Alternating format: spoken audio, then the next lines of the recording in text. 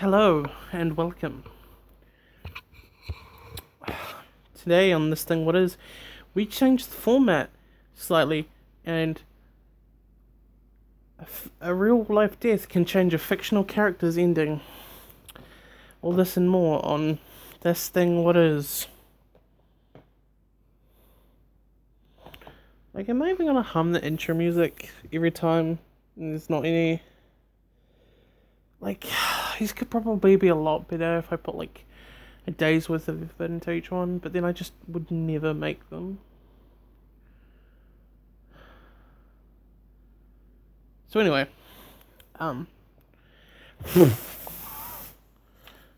if anyone's wondering, no, my friends failed the test.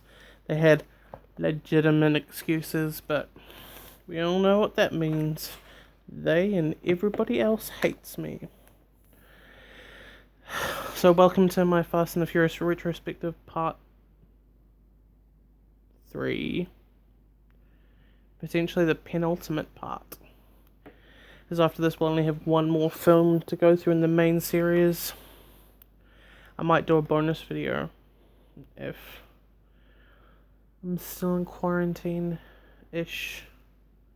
We'll see how level 3 goes. Anyway. Fast and the Furious 6. Once again, directed by Justin Lin. And writer Chris Morgan. So the plot of this film starts out with... See, I feel like I forgot to mention at the end of part 5 that Mia was pregnant. And it was like a big thing in the film. Anyway, part 6 starts with her giving birth. And Dom and Brian rushing to be there. They're currently living in the Dominican Republic, it seems like. And, yeah. So they're chilling out for a bit, and then we cut to, Hobbs at a scene of carnage in London, talking about a high-profile case with like this expert car racing crew doing all these crimes. Seems to be indicating that it's Dom and the gang, and we're like, oh, what if they turn back to their old ways? And he goes in and sees this bald guy, and we're like, is that Dom? No, it's not. It's just another bald guy. Who Hobbs then just abuses all his rights and attacks him in an interrogation room. Like, what the fuck? Hobbs is not a good guy. Like, even in this world of, like, most of the characters are criminals. They don't attack prisoners. What the fuck? So anyway, the film goes on. We find out this guy Deckard Shaw is, played by Luke Evans, is currently looking for something that can knock an entire city off communications grid for like a night or an hour or something. And it's like, you could do this and like attack the city and no one would know for like that amount of time, and then what could you do with that amount of time and all this other stuff. So he's looking for that to sell it to the highest bidder because he's ex-Spec Ops for the British and now is working on the bad side. But how do our crew get involved in this? Why do they care? Because it turns out that they have a picture, and that picture is Letty. She's alive. You might remember Letty from the first film and the fourth film.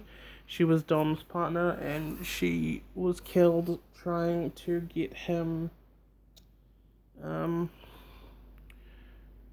immunity from past crimes by working as an informant for the FBI to bring down Braga. It turns out she wasn't killed, she was just knocked unconscious and had amnesia. It's implied later on in this film when we meet Braga that was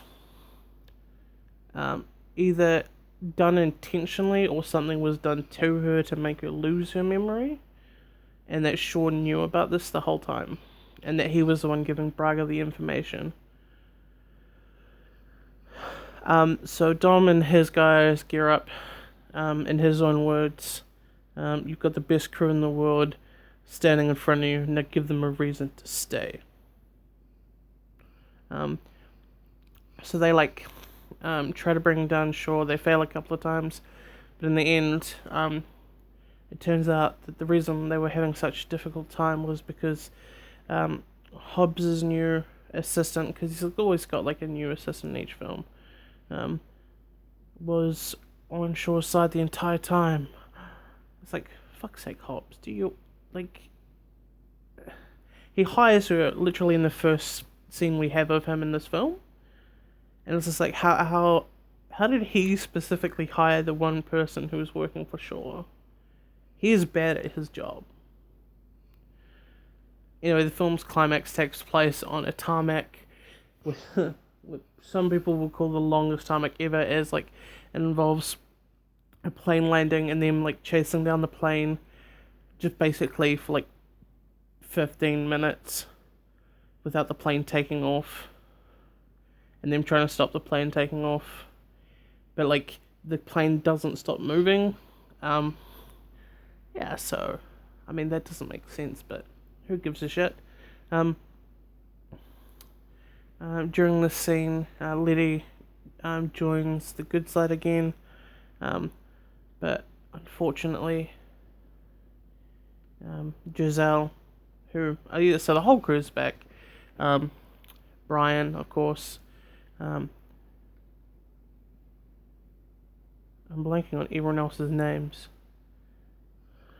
Fucking, yeah, brains, right? That's so useful. Don, Brian, Han, Giselle, and then the other two, Rome and Tej. All of them are back. So they've been back this whole film, and in the climax, they try to stop the film thing from happening, and they do so, but at the tragic cost of Giselle's life. Yeah. So, like, the ending of this film is Shore is alive, but badly hurt. Everyone's back together. They get to go back home to the States. Liddy's back. And Han's just like, I guess I'll finally go to Japan. And Dom's like, you sure? There's always a place for you. And he's like, man, there's nothing keeping me here. I've got to go. And that's like, fuck. That's why Han's so lost and distant when he's in Japan. In the third movie, it makes sense. And then there's like a mid-credits roll scene where we see the ending, that part in Tokyo Drift, like the end of the second act, where Han is trying to escape from the Yakuza guys, and then he gets sideswiped by some random car at a crossing and flips his car.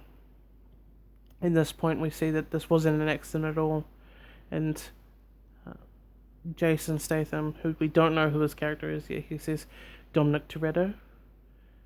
No, you don't know me yet, but you will soon. And then he blows Han's car up. Han's death was not an accident. So that takes us directly into Furious 7. I forgot to mention, so Fast and the Furious 6 is just Fast and Furious 6. Unlike every other film in the franchise, apart from Tokyo Drift, doesn't have a deviation on the name Fast and the Furious. Like, you've got The Fast and the Furious, the first film, Too Fast, Too Furious, then Fast and Furious, Fast 5, Furious 7, and then Fate of the Furious. And then just Fast and Furious 6. It could have just been The Fast and Furious, or Fast and the Furious. Like, just change it up a little bit. Just a little bit. I have way less time than I usually do. Okay, rushing through 7. So most of you will be familiar with what happens in 7. Shaw shows up, he tracks them down, they have a fight. Basically, there's this thing called God's Eye, and this guy shows up, Mr. Nobody. He's all like, I'm Kurt Russell. Belgian beer is better, and Dom's just like, I like Coronas, and then there's Coronas. This is gonna make zero sense. The film goes on. Basically, Dom's crew needs to find this thing called God's Eye. that this hacker Ramsey has invented to find where Shaw's brother, who is played by um, Jason Statham. So he's like the older Shaw, and Deckard Shaw, the guy from the previous film, is the younger one. And he's out for blood. He blew up their house. He attacked them. He's killed Han, which is like, oh, he actually killed someone. So we're all against him now. And basically throughout the film, there's like this no more funerals, last ride. There's like a lot of it's foreshadowing heavily that Dom is gonna die, or someone's gonna die. Yeah, and then we get to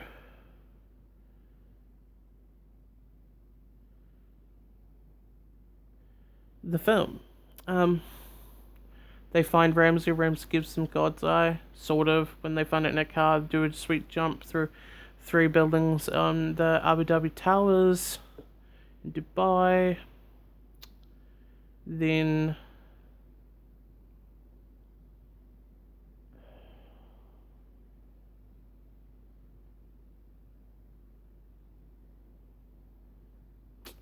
when my teeth is hurting and it's kind of distracting, and I'm worried that it's gone bad again.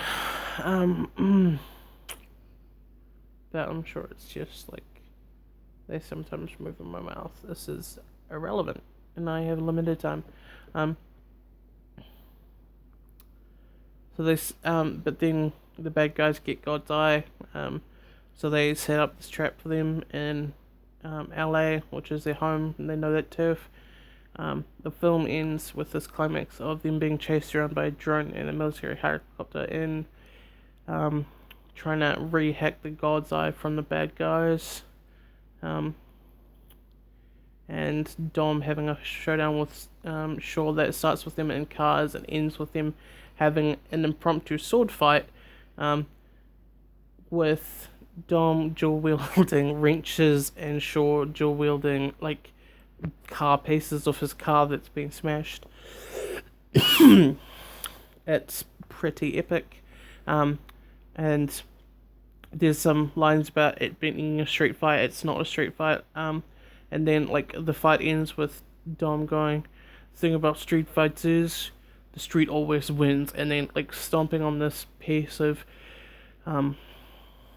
the carport that they were fighting on that had been badly damaged by rockets from the helicopter that had been chasing them. Yeah. So the thing with this film is, and I always get kind of emotional watching it, is because it's the last Paul Walker film, and the send-off they gave him was kind of emotional and really cool in my opinion. It also goes to show that they were originally going to kill Brian off in this movie, which is why there's like the tone of Last Ride and Funeral throughout the whole movie. But him having died in real life, they decided to give his character a happy ending. Which I think is... like, I don't know how it would have felt if they'd killed him off, unless they brought him back in the next film or the one after, which I think they would have. But, yeah. I mean, it changes things. I don't know. Anyway, next time.